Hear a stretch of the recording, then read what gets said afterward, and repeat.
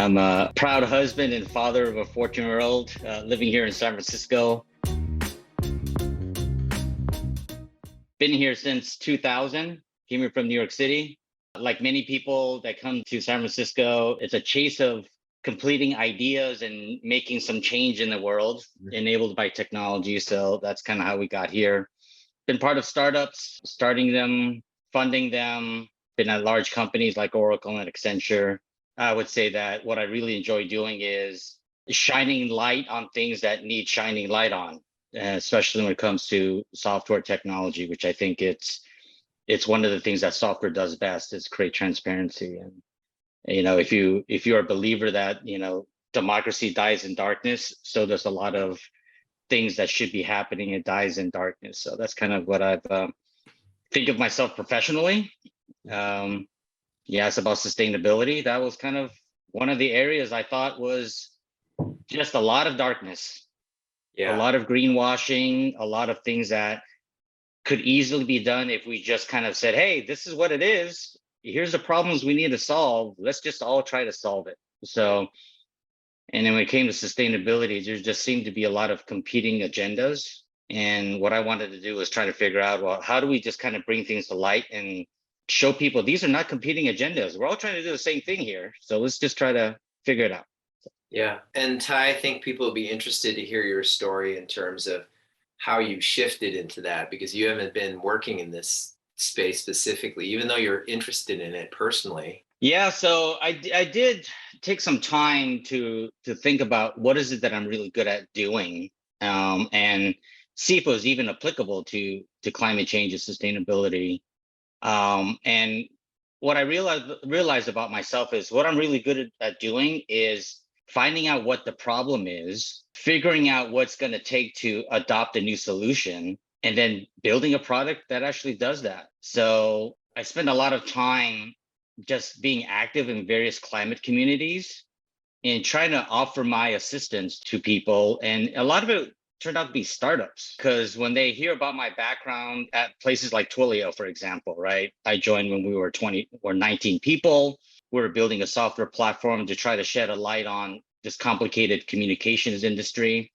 So when people came to me and said, hey, we want to build a software platform like Twilio, but with climate data or with sustainability data, climate data was one of the areas that I really wanted to get into, was how to get all of this information and expose it to the people building applications that can solve some of the climate and sustainability issues. So I started talking to a lot of startup founders. So I forget the name of the book, but I forgot the author that said, hey, you start your early career trying to learn all these things and amass all of your knowledge. And then the second half of your career is trying to apply those frameworks to people who's on the first half of the career. So I applied a lot of the... Strength to Strain by Albert. I think it could be that one. Yeah, that rings a bell. So I applied a lot of that to a lot of the young founders actually building this climate technology, right? Whether it was, try to figure out your sustainability footprint, or try to build like the next energy grid for, that's suitable for EVs, or smart sensors that go on the new energy grid, and how do you actually expose that to demand planning and demand generation devices to control people's thermostats or energy usage. So I started by just figuring out what I'm good at doing and then applying it to a different problem.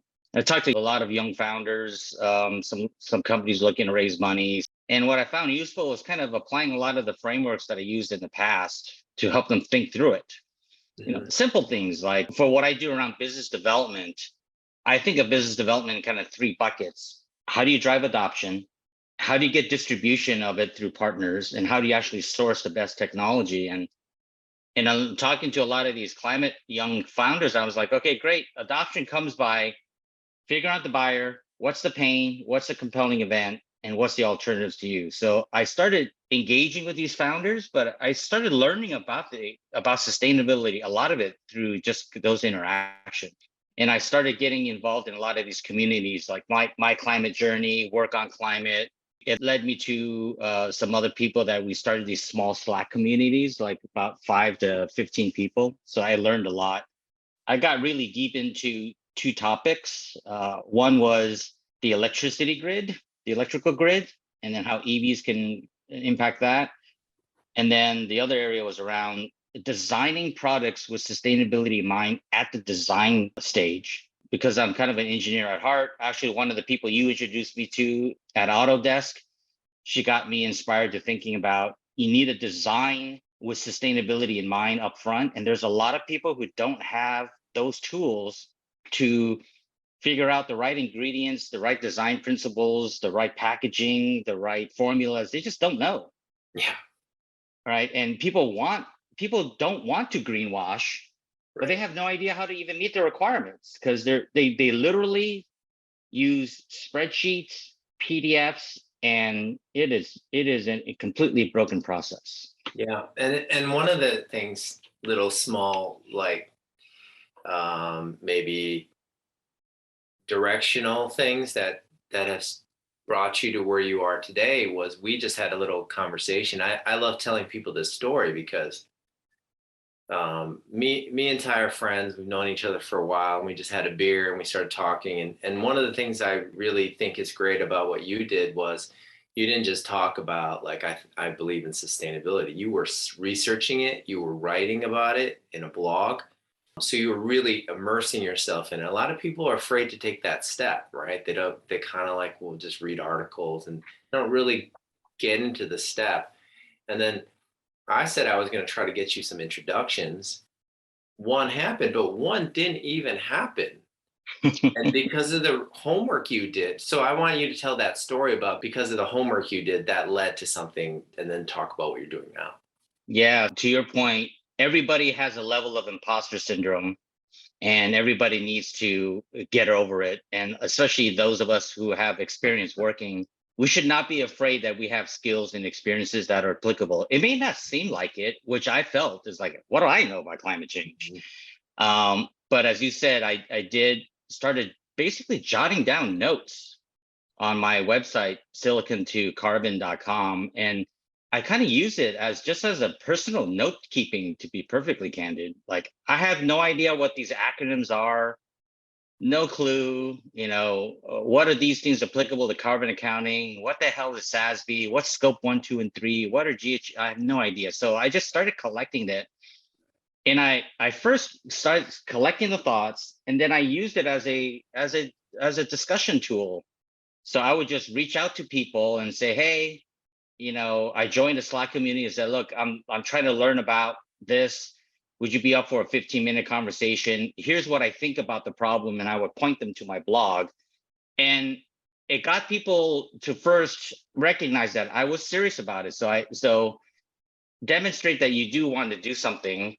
And then I started looking into various topics. And to your point, one of the areas I was looking into was how do you design sustainability up front? And you had introduced me to the woman at Autodesk who was very gracious with her time. And then you had said, hey, I also want to introduce you to this person at Sephora, Yep. who is a lead in sustainability. And as homework getting ready for that discussion, I looked up Sephora's sustainability report, and I looked up LVMH, the parent company, like what they're doing around sustainability. And it got me excited because they're doing that design concept for sustainability. And in the Sephora report, it mentioned this company called Novi. And like, oh, we're working with Novi to do this. I'm like, who's this Novi? So I looked into the company Novi, and I said, hey, wait a minute. It's actually building in sustainability in the design upstream, like I believed in. And the more research I looked into it, the more I said, hey, I need to talk to this company. So I just blindly reached out. Yep. But I gave my own personal story, said, hey, look, I'm keeping track of sustainability. Here's my blog. This is something I believe in terms of building in sustainability design. I think, you have an impact to do this. I'd love to talk to you about it. So it wasn't some generic, hey, I spent 20 years in software technology, which nobody really cares about. It was something specific about the problem that I thought needed to be solved, and how my background kind of lent to it. And they contacted me back. Right. And I ended up, they made me do some homework. 2 months later, I joined them. And now I'm a head of business development there. but it was pure happenstance by Right. doing homework. And as you said, ironically, I didn't actually end up connecting to that person at support until after I Right. started. Right. We can never forecast these things, but that's part of the whole, you make your own luck, Yeah, and the fact that you reached out and you were customized and personalized, that makes you more interesting than all the other people reaching out and they got you the meeting and you got the meeting and then, the rest yeah. is history. And I just love that story. It's such an important story for younger people to know. And also in our community, we have a lot of consultants. And sometimes they're wondering, where's the work going to come from? And I'm like, you got to hustle. You got to be out there. You got to be reaching out to people. You got to be curious. You have to be like learning things. You have to be offering people something. So I love that story. So my next set of questions come from our community. What does a sustainability consultant do in your mind, if you can help us? One of the things that I've noticed about the sustainability topic is the first thing you have to do is set up a baseline of what is actually happening in the company. Mhm. So I would say that's kind of job number one.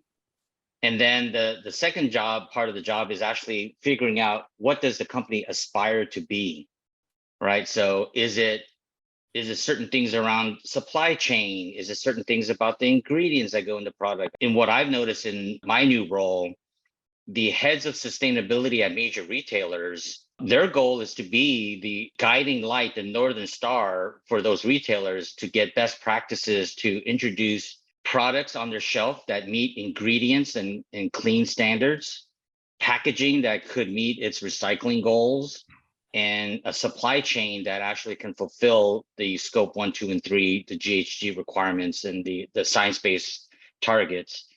So it's partly getting that ambition identified, clarified, and quantified, Mhm. and then getting a baseline of what it is, and then figuring out the gap. Like, how do you start figuring that out? It is kind of interesting. What I've noticed is that a lot of the sustainability leads were at one point very much standalone and they just provided recommendations. But a lot of them now are actually associated with lines of business that own P&Ls, Ah, right? So if you're asking me like what does they do, like they're moving into the place where you're impacting the profit loss. I'll give you an example. So in the beauty products industry, a lot of the sustainability leads are now getting attached directly to merchandising teams because the consumer demand is so high for yeah, clean ingredients and products and to just get rid of greenwashing, yeah, that the sustainability person is no longer some cost, right. item. They're actually part of a revenue generating item. Said, no, our clean brands generate this much Yeah. revenue. They actually represent higher growth rates than the other legacy brands. Mhm. I need to bring in more clean brands, independent brands that provide this kind of consumer value that can be verified. So now the sustainability person is starting to move into this line of business P&L. So you really have to be clear on what's the ambition, what's the current state, and then what's the actual plan. It's no longer about just painting this ambition, which I think a lot of people associated with sustainability people before is like, just help me paint the ambition, so Mhm. I can look good at some, press conference or do some press release. It's no longer that anymore, which I think is a great sign. But the problem now, what I'm seeing is, none of these people have the tools. There's no sustainability flag in the ERP system. Mhm. So how do you come up with this stuff? So I think that's what the sustainability person does now. But that's encouraging. I mean, we Yeah, both know in businesses, if you're kind of off solo championing a cause, you're not going to make as big an impact. But if you affect the P&L, you will. You'll have yeah. your voice, and you should be able to impact things. And it's only true for industries so far where the consumer demand has clearly spoken and voted. Right. So I would say beauty products, healthcare products, as it trickles down, it'll have more of that effect. Yep. Yep. Next question comes from a consultant that works a lot with smaller companies. And she knows that the bigger Fortune 200, 500 companies probably have it on their radar and making efforts. But how can you best influence sustainability practices at smaller companies? Smaller companies, they just want help to grow, right? I've been at a small company. You've built a small company, Yeah. right? In marketing, as a founder of a small company, your biggest concern is, do I have product market fit? Actually, your biggest concern is predictable revenue. Mhm. How do I get predictable revenue? And have I gotten product market fit? So if I'm somebody that really wants to help with sustainability, I would go and address that pain of a small business founder is like, how do you get predictable revenue or help that person get product market fit with a sustainability lens? Mhm. Is it sourcing ingredients? Is it sourcing people? Is it sourcing customers that speak to it? Are you speaking to the right people when it comes to sustainability product or service? Like, how do you actually get that front and center to get that predictable revenue? Because I think, especially for beauty products, I was just at my first beauty products trade show in LA, and You mean you didn't talk go to about those being, before? oh my God, fish out of water. And I had no idea. But a lot of those indie brands who are small businesses, they believe in the mission, Yeah. but they just want to, they really need help figuring out the predictable revenue. And one of the things, for example, for an independent beauty brand was, they're like, I have this purpose and ethos for my company. I need to convince this contract manufacturer that there's a lot of us out there. So it is a lot of this just kind of tactical building to try to attach that sustainability message to be the predictable revenue engine. Mhm. Is kind of what comes to my mind. Yeah, that's great. That makes a lot of sense to me. Different kind of question here. What do you see as the most urgent sustainability opportunities that can most quickly be addressed and provide maximum impact? I think there's a big opportunity to get consumers to adopt the electrification products that are already out there, like Mhm. Rewiring America. There's a ton of it out there, so I'll kind of push that to the side. But I would say if you're interested at all, Rewiring America is a great place to start. There's this guy named Sal Griffith that did this incredible super Sankey graph that charted out all the energy things. I would look into that. But I would say in my current job and my what I've seen with the current lens, there's a big opportunity right now to replace a lot of the fossil fuel ingredients Mm. in many of the products that we use. And there's a lot of sustainable alternatives right now that have been developed that are just having a hard time getting it into commercial applications, right? Glycerin, collagen, different proteins. I mean, some of the big ingredients that were a byproduct of fossil fuel processing that are now become such household things that we need to start replacing, right? Yeah. A lot of the chemicals that we use in plastics and cleaners and food products are actually byproducts of oil refining. Well, how do we get rid of that? There's a lot of ingredients that's been developed. Like my brother works at a company called Lygos, Lygos, who has a lot of substitute ingredients for fossil fuel based. But the headwind that they have right now is that they can't convince the package manufacturers to change their tooling Mm. to process those ingredients. So I would say there's a big opportunity to do the fossil fuel based ingredients replacement with sustainable materials if we could just show the way to manufacture products differently. Mhm. And I believe that the science is there. So I think that's one way to do it. The woman I talked to at Autodesk, I thought, she was also onto something, is that we have to start teaching people like how to use some of these sustainable materials.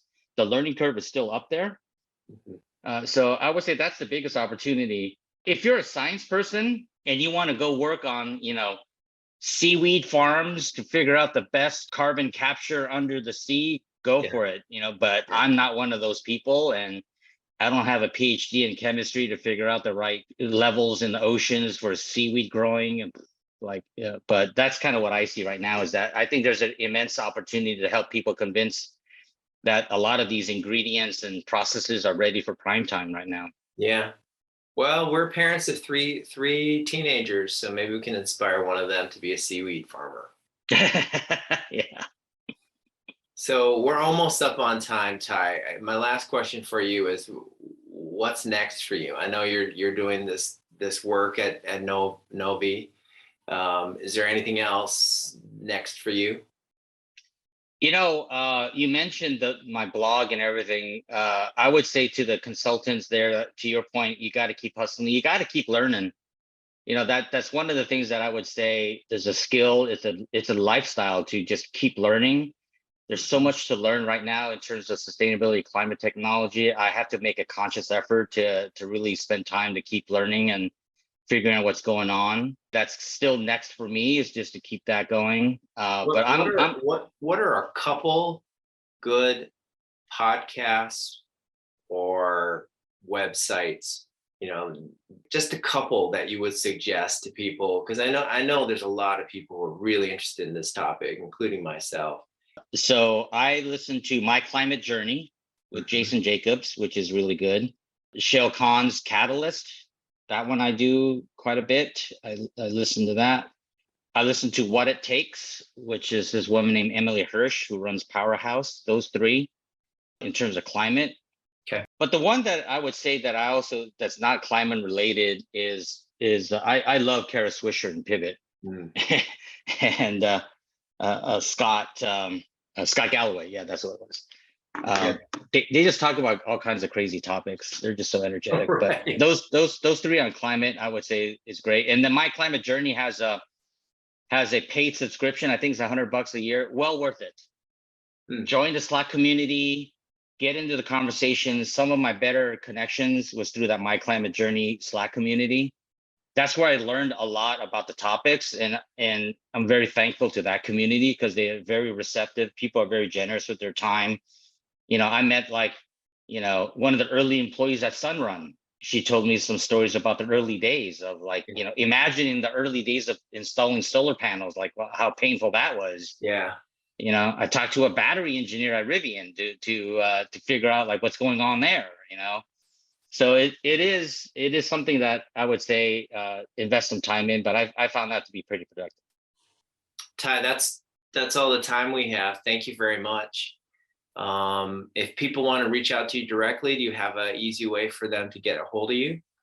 It's probably easiest to go through the blog, Ty at silicon to carbon.com. That's the easiest way. And we'll leave it in the YouTube channel. So cool. Anyways, thank you very much. All right. Good to see you. All right. Good seeing you.